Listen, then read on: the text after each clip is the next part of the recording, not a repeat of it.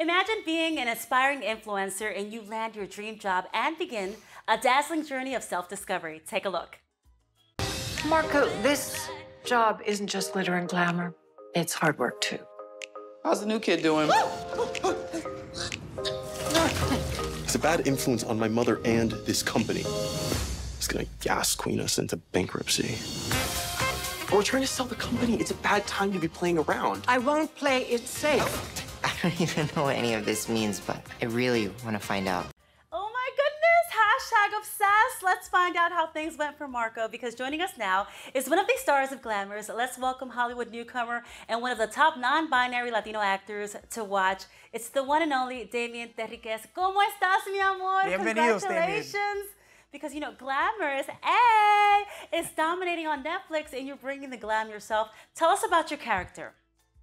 Hi, yeah, thank you for having me. So I played Dismal. Dismal, sort of like the club rat, bouncer, host, DJ. The only thing they didn't have me do was bartend, but I'm sure that's coming.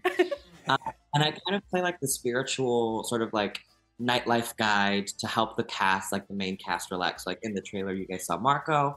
He's very out of his element. There I am. Very out of his element and very trying to like find out, you know, like this part of life when you're so young and like getting your first career job. So I kind of play the fun one that helps everybody relax after all the drama in the show. Okay. Well, I see you're a drag performer. You look outstanding. You look like you're doing a phenomenal job. I gotta say, is it the first time you're doing drag, or were you just like, nah, like I got this? Yeah, I mean, I had never really put on mascara. Like the first time I went in the trailer and like they put on the makeup, they're like, "Do you want to do your own mascara?" And I was like, "Yeah." And I literally went once, and she said, "That's cute," and she was digging in. So definitely, it was my first time with like wigs. So you can see, like I'm blonde in the show, with makeup, with wearing something that like cinches the waist down. And so even though Dismal in the show doesn't like perform a number, like we kind of pretend that like Dismal's probably like rummaging through the costume and just putting something on. Yeah, so it was definitely a first for a lot of things. So I'm not, or do you get to keep any of those outfits? I'm like jealous. I'm like, mija, send the red jumpsuit, the Selena jumpsuit over here. I mean, I don't have the booty like you, pero darn, do you get to keep any of them?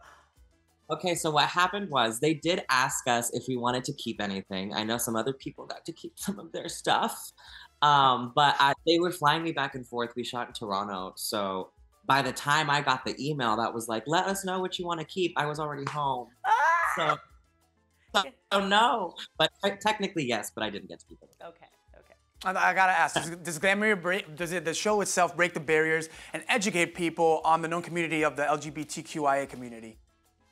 Yeah, I think it's really, I mean, it's a very queer show. It's a very accepting, representative show. But what I'm really proud of is that I feel like for maybe somebody who's not used to the community, somebody who's not used to watching content geared towards that community, if they're watching for Kim, let's say, I think it's a great introduction and sort of like a slow little water birth into a lifestyle that they maybe don't know, or people in their lives that they don't necessarily understand. And I think television is so important to like, be that gateway for people to see the people in their lives in a different way.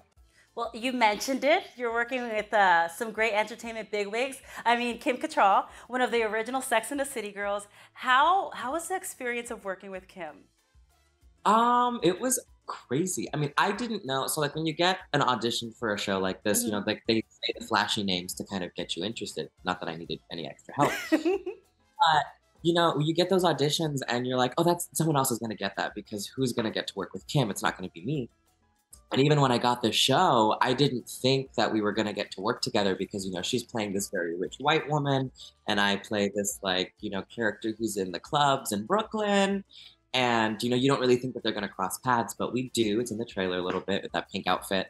And so getting to work with her, she was a producer on the show and she was just so nice. I was very scared. I didn't know how she was going to be like, but she walked over and she was like, "Hi, I'm Kim." And I said, "Yes, I know." But I think it's because we were in blonde wigs, or I was in a blonde wig, so I think she like thought maybe we were sisters or something.